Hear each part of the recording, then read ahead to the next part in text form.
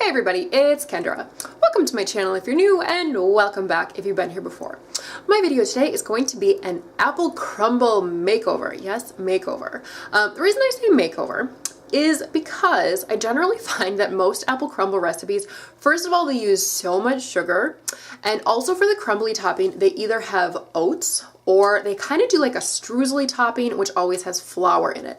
So I do not eat gluten because it gives me really wicked migraines. And I also find that if I eat oats, I get really weird stomach aches. So if I can't do a streusel topping and I can't do an oat topping, I had to figure out something myself. Also, I find that a lot of crumble recipes call for so much sugar, so much brown sugar. I feel like most recipes, it's like a cup of sugar in the crumbly part and a cup of sugar in the apple part. So to me, that's just way too much. We are one nation addicted to sugar, and it is my mission to reduce that sugar intake. So my recipe today is going to be using honey and some dates. So maybe you'll find that this isn't super sweet, but frankly, I feel like with apples, like if you're using, Granny Smith apples, sure, that's more of a tart apple and you might need a little bit extra sugar, but if you're using kind of like a naturally sweet apple, you shouldn't actually need that much sugar anyway.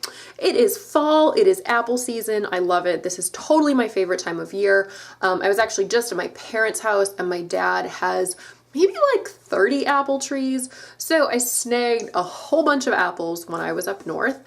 So I'm going to be using some of those in my crumble today.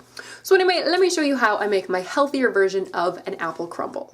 All right, ingredients for the base part of this crumble. You're going to need some apples. I recommend using about 8. You will need about 4 cups of peeled and diced apples.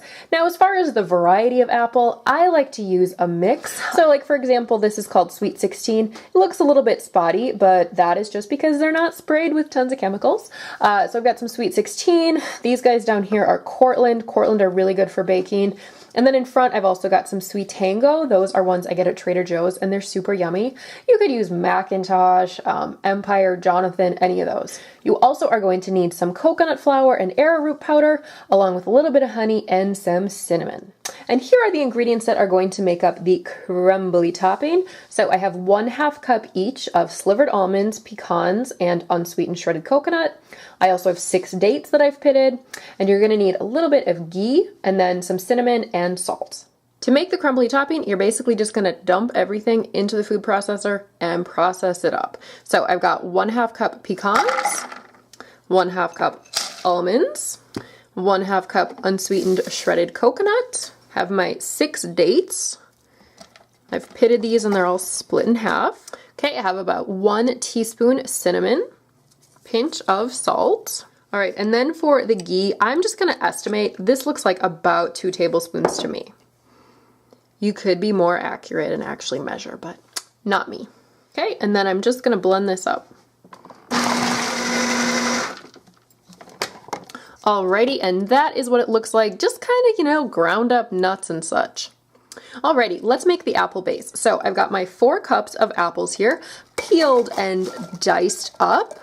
Just gonna put these in a large baking dish. All right, and then I'm gonna put in 1 tablespoon of coconut flour. Just kind of sprinkle that all over. And then 1 tablespoon arrowroot powder. Now, do not use too much arrowroot powder because if you do, it becomes this weird, gummy, gooey mess, and it's not very nice. I've definitely had some apple crumble disasters because I used too much arrowroot. Okay, I've got about 1 teaspoon cinnamon. I'm also gonna add in 2 tablespoons of water. And then finally for sweetener, I've got 1/4 cup honey. So we're really relying on the sweetness of the apples here. I don't wanna add in too much extra sweetener. And then I'm just gonna mix this all up directly in my baking dish. Okay, and then to finish it off, I'm just gonna take my prepared crumbly topping and dump it on. Spread this around a little bit, and then we are going to bake this for about 40 minutes at 350. Et voila, there we go. So my crumble is done. I actually ended up cooking it probably closer to like 55 minutes. I wanted to let it cook a little bit longer just so the apples kind of softened up a bit more. And you'll sort of see I've, put in their little holes in it because that was me digging around to see the doneness of the apples. So there's only one thing to do right now, and that is to actually try it. You can sort of see the apples are kind of caramely. We got some nice golden color from the nuts and coconut on the top. The apples look nice and soft. All right, don't burn yourself.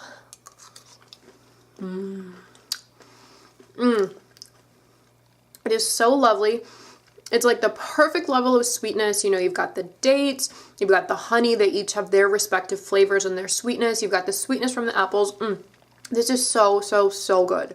Also, just regarding the texture of the crumble, I love how the dates and the nuts kind of play together, and it sort of becomes this like almost caramely sort of texture. Really, really, really good. And also, frankly, I would be lying if I said I did not eat this for breakfast when I have it around. This to me is like the perfect breakfast. I like it cold. I like to keep this in the fridge after it's cooled. I like to have a couple scoops of this straight out of the fridge with, you know, some nice homemade almond milk. So, so, so good. So anyway, let me know if you make this and how you like it. So thank you so much for watching. Like, comment, subscribe, and I'll see you in my next video.